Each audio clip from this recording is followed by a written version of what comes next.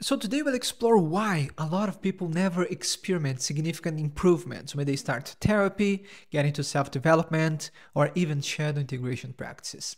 It's interesting that these people usually have a lot of insight. They understand their patterns, they know what shaped their identity. However, their actual lives and relationships remain exactly the same. I mean, nothing happens. So now we're going to go over why this happens, and then I'm going to tell you how to get unstuck. So to simplify things, I divided the healing journey or process into two main stages. And people that never get good results tend to remain stuck in the first one. So everything starts with this one realization. Oh, so that's why I'm fucked up. So in the first stage, everything starts making sense. And we learn how to draw connections between our past and life experiences to how things are developing in the present moment. That's when we learn about childhood trauma and how the relationship with our parents shaped who we are, how we inherited certain fears and patterns, and how the environment we grew up in also impacted the development of our personalities. And it's good because we feel validated and relieved to know that a lot of people also feel exactly the same way.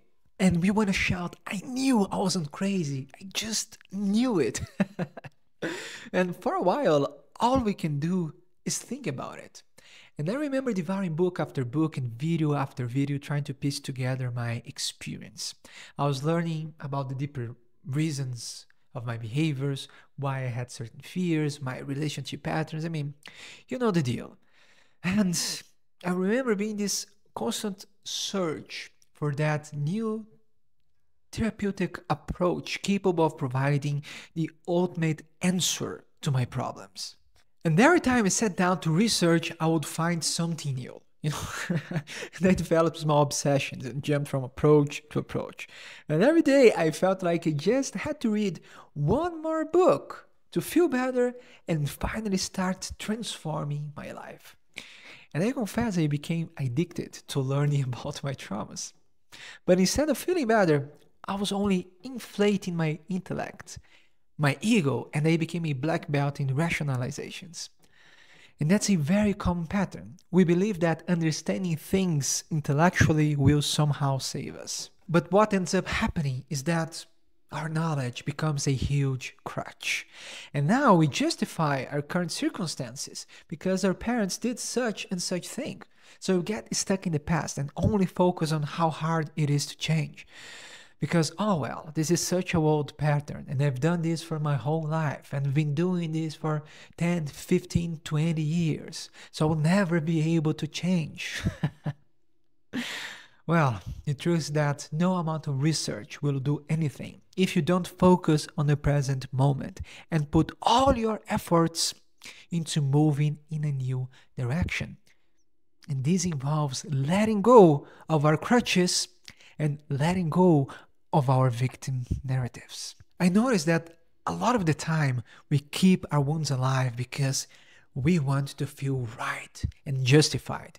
We want to receive special treatment and avoid responsibility. We allow it to feel a sense of entitlement. And I know it because I've already done this. But to truly change, we have to ask ourselves, why do we want to be perceived as incapable, as victims? What's in it for me? What am I trying to extract from people? And I know that a lot of people will think I'm harsh for saying this. But I must tell you that there is a huge difference between empathy and enabling. So I fully empathize with everyone who experienced some sort of trauma, and I will never invalidate your experience. But that said, I refuse to play along with people who want to weaponize their incompetence and seek to manipulate by playing the victim card. Because you know what? Adults must take responsibility for their lives. And if you're ready to change, you have my full support. And this is a harsh truth I had to learn in my life. Unfortunately, I was involved with a lot of people who would use trauma and their past wounds to manipulate people. And at some point, I had to take a step back and ask myself, why was I constantly recreating relationship patterns, with this kind of people. And then it hit me. I also understood that at some level, I was also using, my past experiences and my wounds to justify my current life circumstances, to justify not taking responsibility.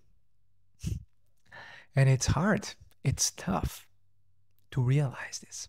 And this always reminds me of what von Franz used to say, that people get enamored with their neuroses and their symptoms, and they become their whole personality. But if you want to truly change, you will have to sacrifice all of these victim narratives, all of this identity. Learn how to take responsibility for your life, instead of trying to extract something from the world. And they say this with care. Okay, I'm not trying to shame anyone. But insights mean nothing when not paired with action in the real world. So getting back to my earlier point, we often seek that magical experience that will make everything right, that will heal all our wounds. And that's why many people even get addicted to cathartic experiences like going to retreats and crying a lot with a bunch of people or taking copious amounts of drugs. But when they get back to the real world, things barely change. And why? Because healing is a construction and not a one-time thing. And this is the second stage, this realization that healing is a construction. I mean, sure, there are moments when we feel something special and things just click. However, these moments are completely useless if they don't become some sort of action in the real world. I often talk with clients who have the most amazing experiences and profound dreams. And it seems that they are enchanted by these dreams. And they talk with such passion during, our sessions. But when the next week comes and I ask them if they acted on what the dream suggested, they dismiss me. And you have no idea how common this is. People get addicted to feeling shadow work prompts and they think this will do, something for them.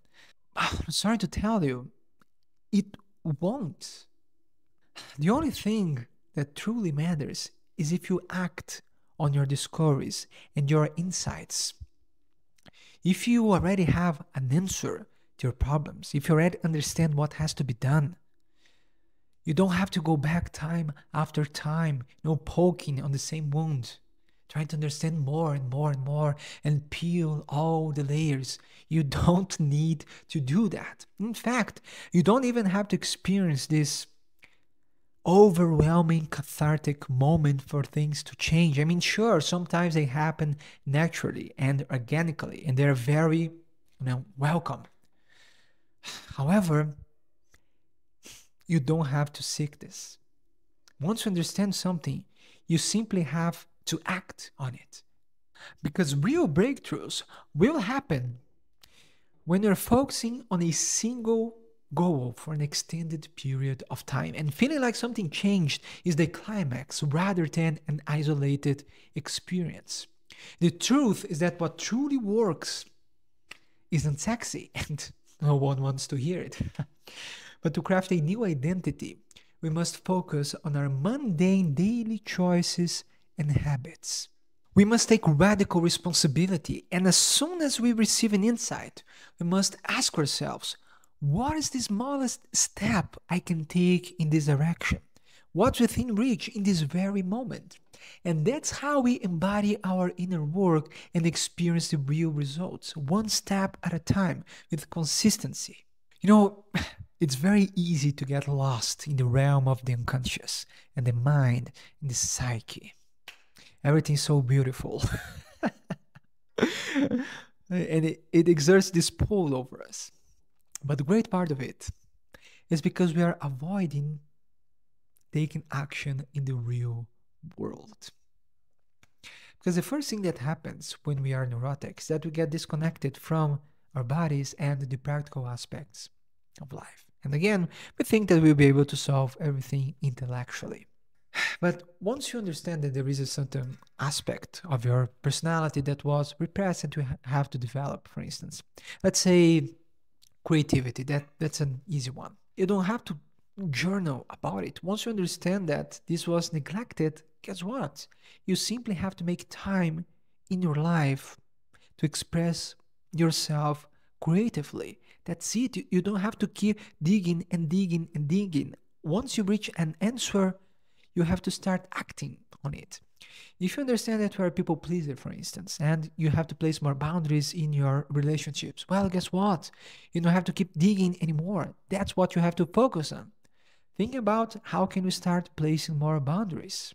What is the smallest step you can take and focus on it, and things will start happening. That's how you integrate your shadow, through movement and through action, not by thinking. In this very moment, I'm doing a 24-hour fast. I'm just here with my water, and I have just 1 more hour to go. And you know why I'm doing this? Well, a great part of it is because I haven't been taking the best care of myself, like nutrition-wise. I've been eating a lot of candy, and I recently done a few blood tests, and a few things, are off. And so, yes, I've been dealing with a few cravings. And people, the experts on shadow work or whatever, would tell you to, journal about it, to make a visualization, to understand why are you having these cravings. And then you can explore, oh, I don't know, it's because of my mother complex. It's because in my childhood I learned to soothe myself by eating candy. Because we are substituting real intimacy, for example, with food. Because I want to feel loved through food. Whatever. Yes, this exploration can be important to realize why this is happening in the first place. But all right, now what? Now that I understand this, how, this won't help me unless I do something about it. So right now I am dealing with my shadow, dealing with my cravings in a practical sense. I'm doing this fast. I'm facing my cravings. I'm facing myself. I'm facing this anxiety. I'm facing this part of me that wants to eat. I'm saying, no, I'm gonna dominate this thing. Oh, I was going to say I'm dominate this shit, but then I'm probably won't get demonetized by that. Whatever. I'm just rambling now. It's because, well, I haven't eaten in 23 hours, but you understand the message. Just do what you gotta do, and that's it. And before I forget, if you want my personal help, you can check my courses and mentorship down below. And now watch the next important video over here.